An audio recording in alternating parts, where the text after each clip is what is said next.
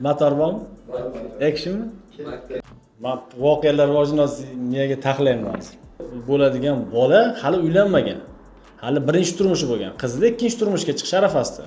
Kelinni ham duxi yetmaydi kuyovga o'zi tekshirtiring, boshqa qiling deyishga.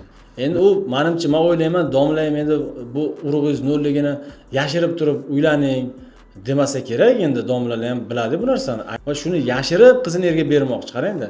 Masalan, bu urug' nol degan uni hayoti to'xtab qoldi degani emas-ku. Uni tushunaman va jamiyatimizda kam bo'lsa ham uchraydigan voqealardan birini aytib bermoqchiman.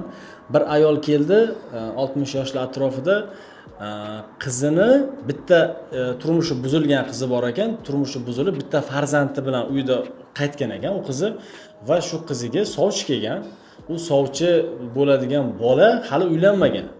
Hali birinchi turmushi bo'lgan. Qizda ikkinchi turmushga chiqish arafasida. Keyin kelgan, yo'q degan, unamagan, boshqa qilmagan, yigitni uydagilari bilan birgalikda kelgan, uydagilari rozilik bilan olib ketgan, uylangan. Oradan vaqt o'tgan, 1 yil, 2 yil, 3 yil. Qiz ham yosh qiz, endi u bitta bolasi bor, qaytgan qiz endi 35 yoshli ayol emas, 25-26 yoshdami dedimi qizini shunaqa dedi. Xullas, erga bergan qizini, diqqat qilasizlar, bolada birinchi turmush, qizda ikkinchi turmush.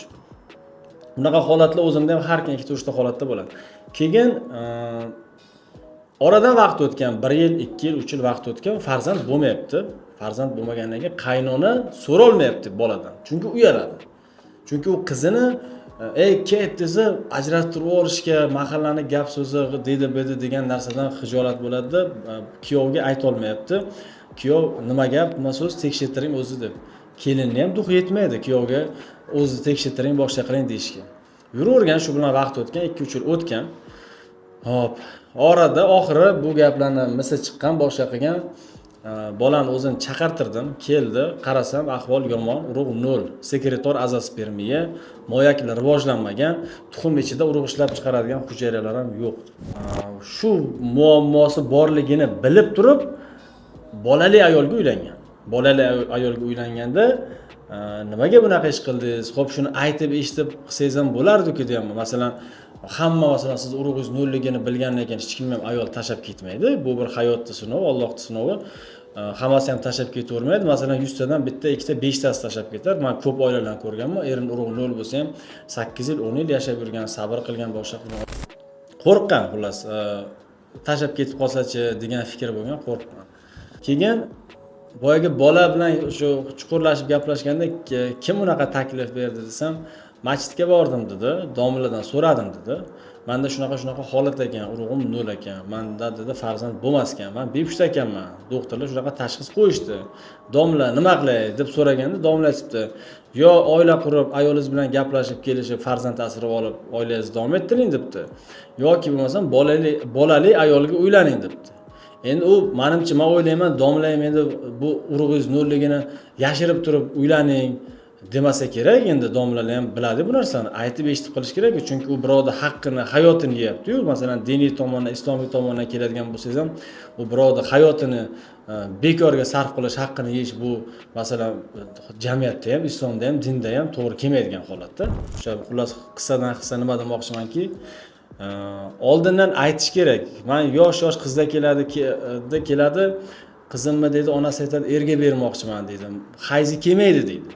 Qizligidan beri hayzi kelmaydi, dori ichsa keladi. MRT qildiramiz, tekshiruv qildiramiz, qizda matka rivojlanmagan. Genetik kasalligi bor, qanaqadir sindromlari bor va shu holatda qizini to'y 6 oydan keyin qizimni to'yi deydi. U qizda matka rivojlanmagan, tug'ma yo'q deydi, matka uni yaratuvchi faqat Alloh, uni inson zoti yaratib bera olmaydi va shuni yashirib qizini erga bermoqchi. Qarangda.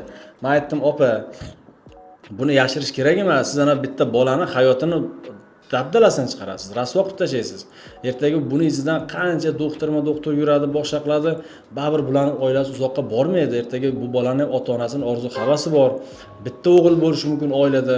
Shunaqa holatlar bo'lsa, u qizni ham qarab o'tirmaydi, ham buni oilasi buzilib ketadi, ham qizni o'zining hayoti buzilib ketadi. Shuni oldindan eshitish kerak, aytib, eshitib qilish kerak. Buni yashirganni baribir nima dedi, 40 yilda ham chiqadi, qing'irishda qiyig'i deydi-ku.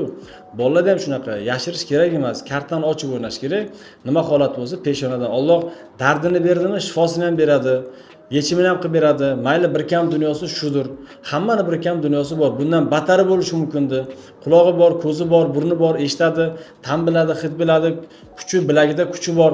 Masalan, bu urug' nol degan uni hayoti to'xtab qoldi degani emas-ku. Uni tushunaman. Har bir insonni o'zidan o'sha hayotida o'sha nasl qoldirishga bo'lgan tug'ma instinkti bo'ladi va shuning uchun u hayotini mazmuni sifatida ko'radi. Lekin sizga Alloh shunaqa dard bergan bo'lsa va uni yechimini zamonaviy tibbiyot ham topolmaydigan bo'lsa nima qilasiz? Ko'nasiz endi. Va borib o'zingizni osmaysiz-ku, irodasizlik qilib, jur'atsizlik qilib bir masalaga bir nozik, yengil qaraydigan holatda bo'ladi. Bitta narsani bilingki, urug' nol holatda ham hozir zamonaviy tibbiyotda mikroteza degan visokiy texnologiyali yangi savremenniy metodlar kelgan va mana shunaqa usullardan foydalanib ko'rib, urug'lari chiqmaydi bu yerda tuxum ichida, moyak ichida urug' ishlab chiqaradigan hujayralar yo'q degan holatda ham mikrotezada maxsus mikroskoplarda urug' chiqadigan bemorlar bo'lgan. Hech qachon umidingizni so'ndirmang, oxirgi chorasida baribir mikroteza bor. Mana shu variantlarda mikroteza qilib urug' olib turib, o'sha eko usulida bo'lsa ham sizda naslingizni davom ettiradigan variantlarni maksimal darajada harakatdan qilib ko'rish kerak.